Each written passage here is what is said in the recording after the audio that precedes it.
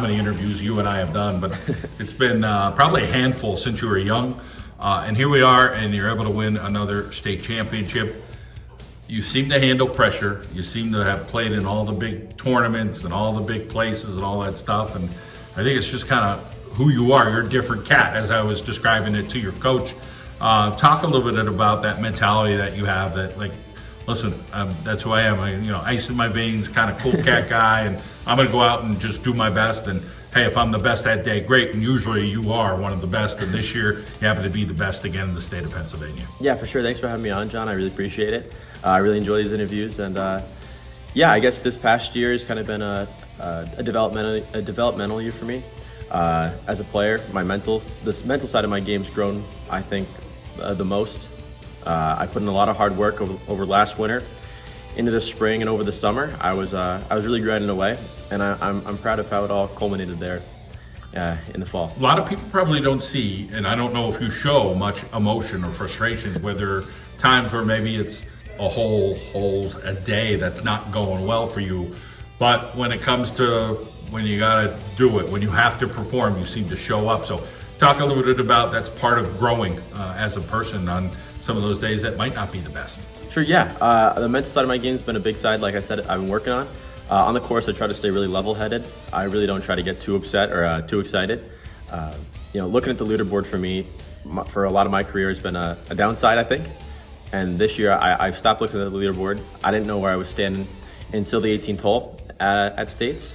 And yeah, I really didn't try to force anything. I try to keep the same mentality for each and every shot. I look at everyone like it's the most important to win a tournament. And I just do that, hopefully under 72 times, The course, let's talk about the change from last year and this year, and what the course was like. And coach was like, hey, it played a lot differently, and you had to kind of figure it out. You guys hit some shots after the first round and kind of figuring, the bounces and the different things like that. Yeah, for sure. The conditions this year were firm and fast. The course was in great condition. I'm a big fan of the Penn State courses. Obviously, it's different from the white, but we're playing the blue. We're playing the blue, obviously, this year. And, it's a little bit of a different course. There's some strategy involved, especially on the first 4 or 5 holes. And then after that, it's try to make a couple birdies. So, I didn't start off too well in my event. I was 3 over through 4.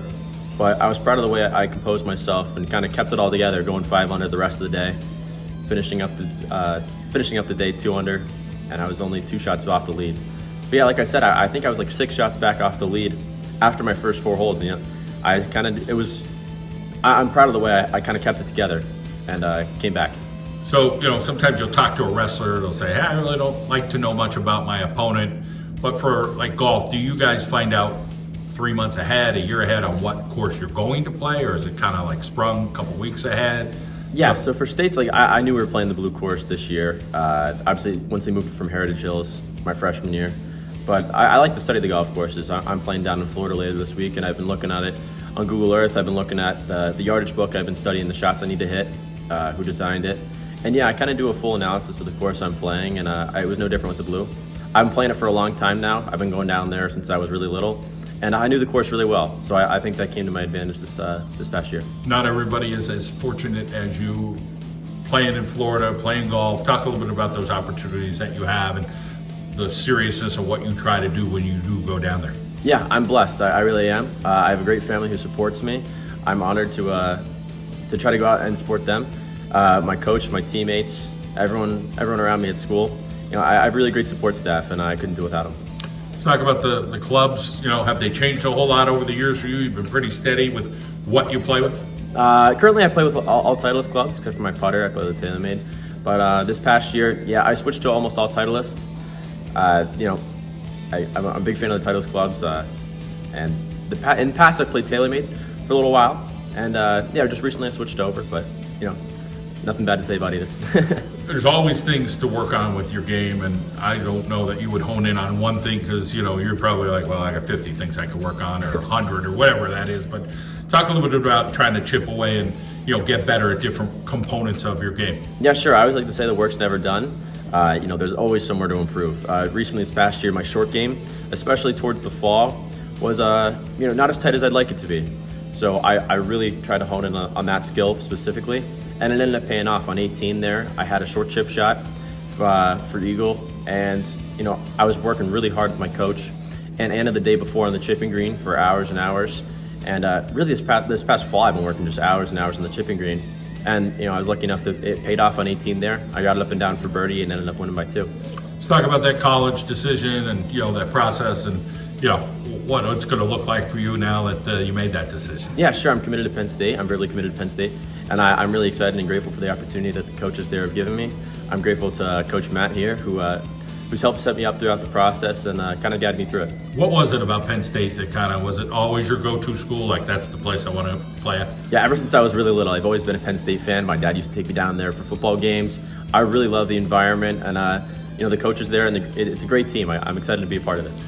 You're playing, grown men around here, are excited about what you're doing, and I'm sure the women are too, but, you get the different golf course, like, Werner kid, boy, he's playing good, and then you got to play against a couple, and, you had a match, I think, in the last couple of months here against a guy who's a good local golfer, and I think he just edged you out, if I remember. Plisco, I played against him. I didn't play too well the first day. I was 1 over playing Berwick and the Cole Scuttle on the second day. I came back and shot 68 up at Glen Oak, and I haven't played the course before. It was the first time going out there. I had a great day that day, and it came down to the playoff hole, and he holed out from the bunker for Eagle, and I had a tap in birdie. So I lost in the playoff, but I competed a lot this fall against a lot of different adults around the area, and I'm proud of how I played. Talk about what that's like for you, and do you feel any pressure with that, or it's just kind of fun too, and like, hey, we're just gonna go out and play? It's just like playing a kid. Yeah, that's right. I mean, my approach to the game never changes. It's always focus on the shot at hand, and you can't really worry about who you're playing. I've always liked to say, you can't play defense in golf. There's no defense. So all you got to do is play offense and control what you can. How about days off? Are there days off in the life of you're a 2-time state champion, you're golfing in Florida on the weekends at times. Talk a little bit about, what you have to do on a daily basis. And do you ever just shut down because you feel like you have to? Honestly, not really. I haven't taken any time off. I usually take maybe a week off a year. But other than that, I don't think I really take any days off. I know after states, the next day I was up there right after school. And it's no different today, no different any day. I really don't take any days off. If I have, it'll be a travel day. But golf's one of those games that you just got to keep working at and keep grinding away. How about other things? Stretching, lifting weights, anything that you're doing other than golf that is helping with your golf game? There's a lot of supplemental work that goes into it that a lot of people don't see, a lot of behind the scenes. And I'm excited to take that to the next level when I start to play golf in college. All right, good to pick your brain as always. Thanks for your time. Yeah, of course. Thank you.